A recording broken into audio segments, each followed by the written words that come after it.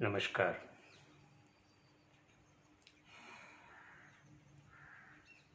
In the previous discourse 61, the speaker has introduced the first kind of yogis.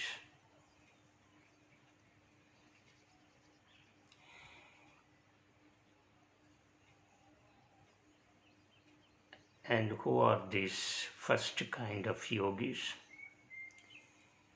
They include Bhava yogis, Pratyaya yogis, Videha yogis. All these yogis are not real yogis.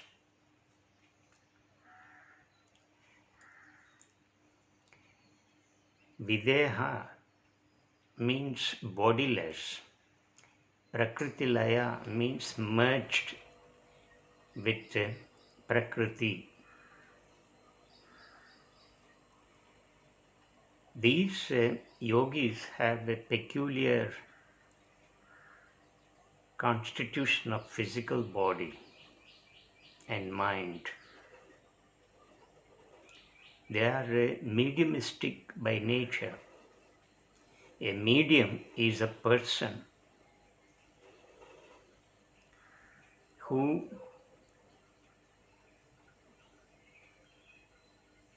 withdraws his physical body from the pranamaya kosha.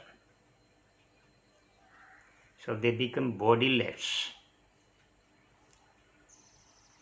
They become disembodied.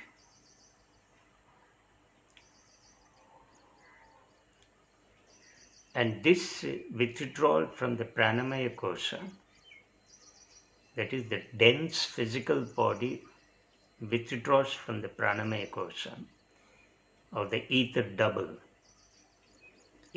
double, which enables such yogi to enter into its trance-like state. And this trance state is mistaken for Samadhi.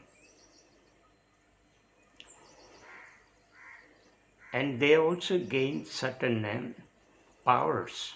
They are called psychic powers. And they perform such psychic powers, call them as miracles.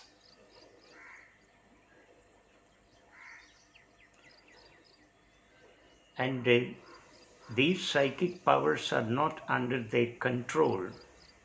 They cannot exercise control over these psychic powers. So they become slaves to those psychic powers. And they display these psychic powers in public to attract many people. So people think that such miracles performed by such yogis are real yogis. They are not real yogis. They may gain certain glimpses of that high state of Samadhi, which is nothing but the state of pure consciousness. But they cannot enter deep into that state. They cannot plunge into the great mysteries of that state. So they get stuck there. They remain there. And they think that is the final ideal, the final objective, the final goal that they have attained or reached. But it is a mistaken identity. It's not real. Such yogis are yet to make a progressive movement, but they cannot make such a progressive movement and they get stuck there. And they think and they assume themselves as yogis. People who are not aware of this kind of knowledge will be misled.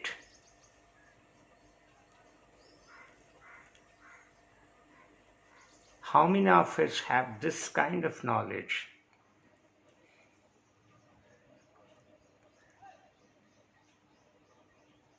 Because of the absence of this knowledge, because we are not aware of this knowledge, because we know nothing about this, we become very vulnerable for exploitation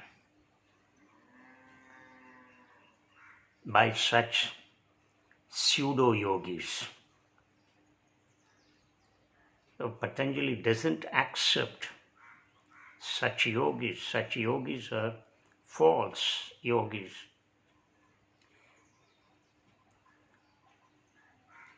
A real yogi will merge its individual consciousness with the universal consciousness.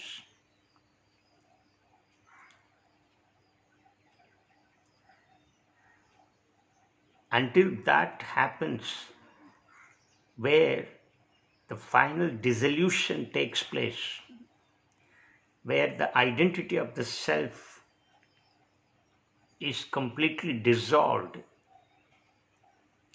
it gets melted like salt in the water. When salt is mixed in the water, you cannot trace the identity of salt in the water, but the water becomes salty. So such kind of dissolution takes place in that high state of Samadhi. A real yogi must undergo this kind of experience. And it is not called experience because there is no self. The self is completely dissolved. It gets extinct. It is completely annihilated. And therefore, the yogi cannot recall that state. And he just remains in that state. He is totally lost in that state. It is difficult to categorize it. It is difficult to put it within the court of experience. The moment it is put within the court of experience, then again the self comes into operation. The mind operates. The individual ego operates. Therefore, until such final dissolution takes place, the yogi has not really attained the state. But as the speaker has given in the other cases of yogis who are falsified, who are deceptive, who are fake, who are not real,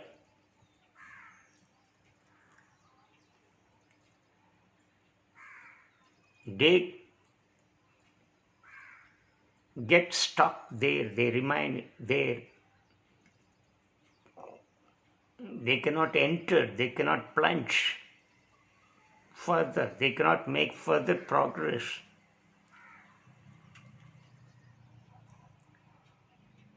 And they want to use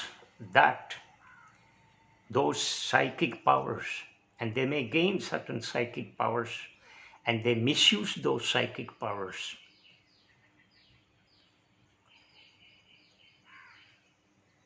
to attract more people on their side. And this type of yogis are plenty in number, and they are scattered throughout the world. Listeners must be aware of this.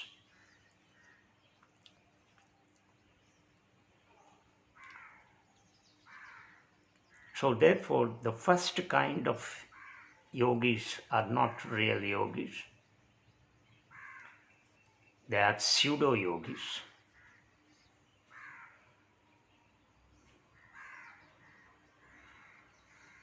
Because they have not merged their consciousness with the universal consciousness.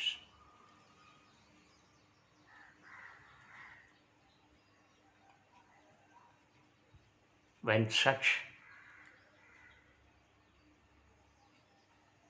a total dissolution takes place, nothing happens, and a yogi becomes utterly silent, because it cannot be translated into language, into any other language.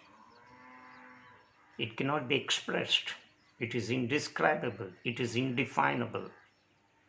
It is infinite. It is ananta. And it is trigunatita. That is beyond the triple gunas. It cannot be put in any form. It has no rupa. It is devoid of all description and explanation. It cannot be transmitted. It cannot be given to anyone. It cannot be shared.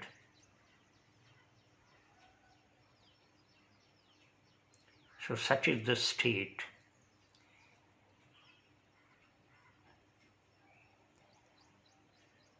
of real Samadhi.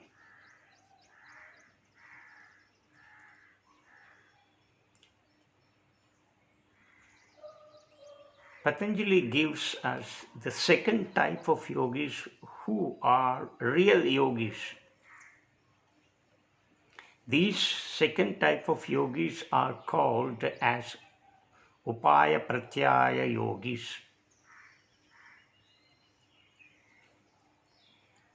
And these Upaya Pratyaya Yogis attain that state of Samadhi by virtue of the practice of discipline, by virtue of practice of certain disciplinary procedures, methods, as given by Patanjali in his Yoga Sutras.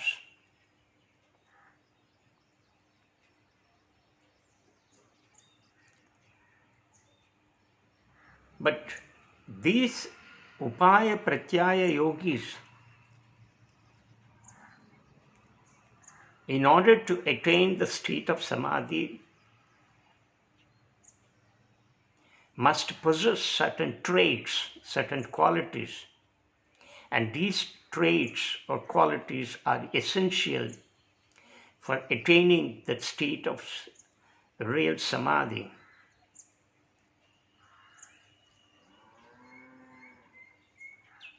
And Patanjali identifies or gives 4 such essential traits in Sutra number 20 in Samadhi Pada. In Sutra number 19 of the same section, Patanjali expounds about the falsified yogis. In Sutra number 20, Patanjali deals with the the real yogis, and he calls them Upaya Pratyaya Yogis. And these Upaya Pratyaya Yogis must fulfill 4 essential traits.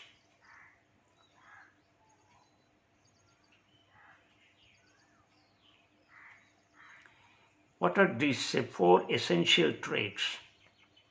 The first one is Shraddha. The second is Virya. The third is Smriti. The fourth is Samadhi Prajna.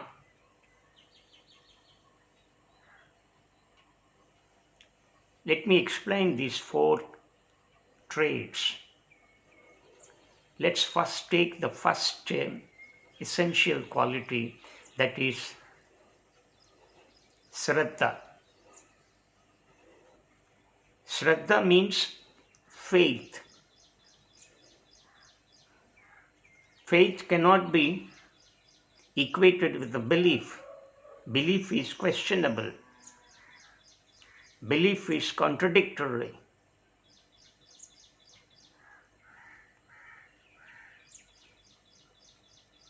Belief can be changed.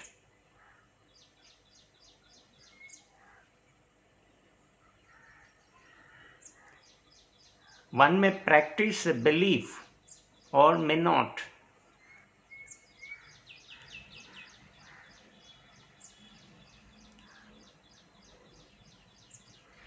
And belief is irrational, superstitious.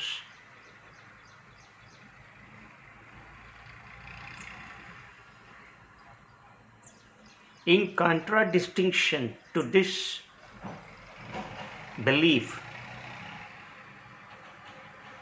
faith is transrational. It arises from the depths of inner conviction. That inner conviction again in turn arises from the depths of intuitory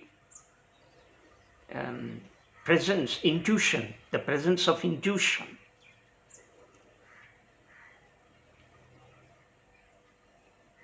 Or intuitory knowledge.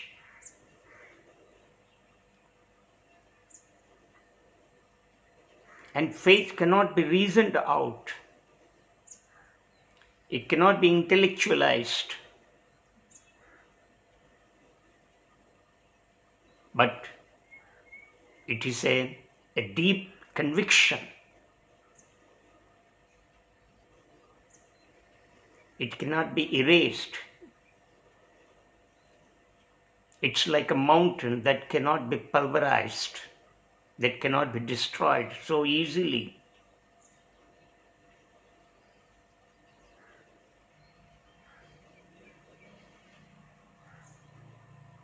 So, the yogi must possess this faith, this faith that arises from the deep inner conviction.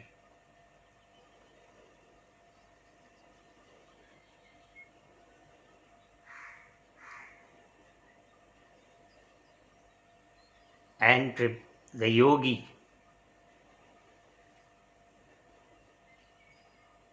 must have this quality, this first quality stipulated in that sutra by Patanjali. What is this faith? Faith in what? Faith in the presence of the truth, the ultimate reality, the pure consciousness that there is the supreme power, something that lies beyond this matter, something that is the cause of the causes, the prime cause, the primordial cause. What is that cause without which the creation has no meaning, has no significance? And that is called faith. Faith in that, in the presence of the truth, the presence of that reality, the ultimate principle.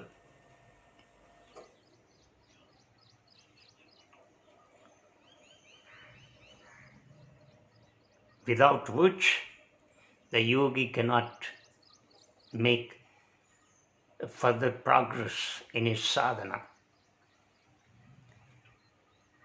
So this is the first quality that Patanjali stipulates for a yogi. The second quality is virya. Virya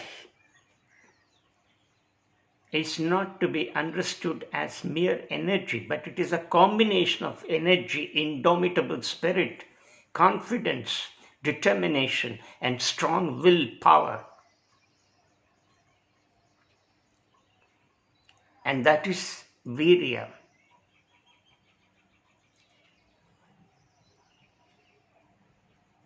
So it is not to be confused with possessing energy, enormous energy.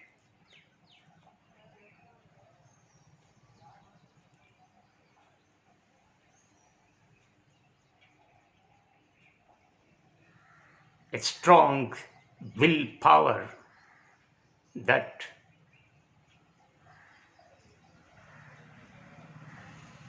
the yogi must possess.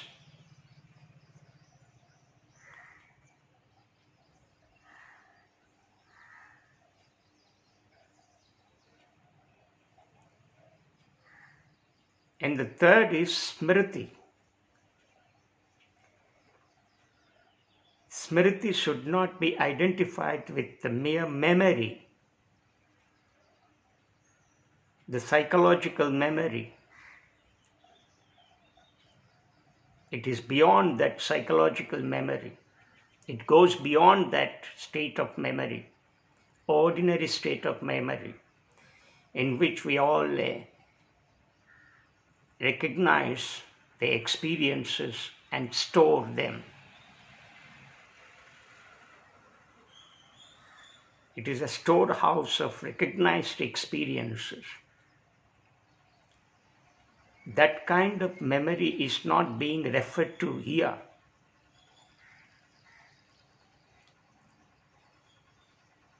But memory that facilitates the yogi to rectify the loopholes in his path, in his sadhana, in his progressive movement to the state of Samadhi.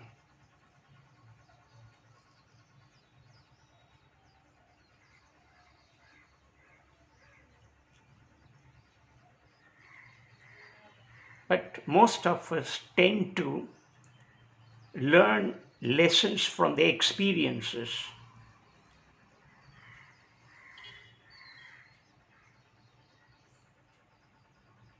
We tend to fail to learn lessons from our own experiences. So we tend to commit the same experience, the same mistake. And that is what happens in most of us. And that kind of experience is not being referred to here.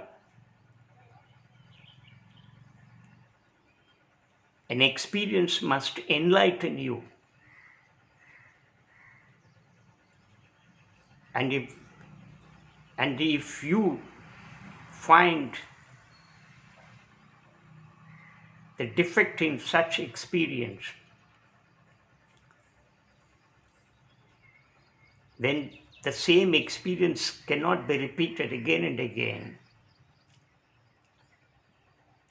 But we all repeat the same experience in spite of having undergone the same experience, which is falsified, but from which we have failed to learn anything, any lesson. And that is not called smriti, and that kind of smriti is not being referred to here.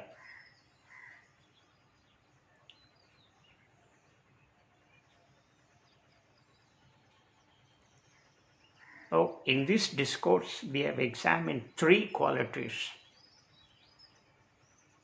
Shraddha, Virya, and Smriti, and their implications, their real meaning, and how these qualities have to be cultivated by the yogi. The yogi must possess these qualities. We shall examine the fourth quality, that is Samadhi Prajna, in our next discourse. Namaskar.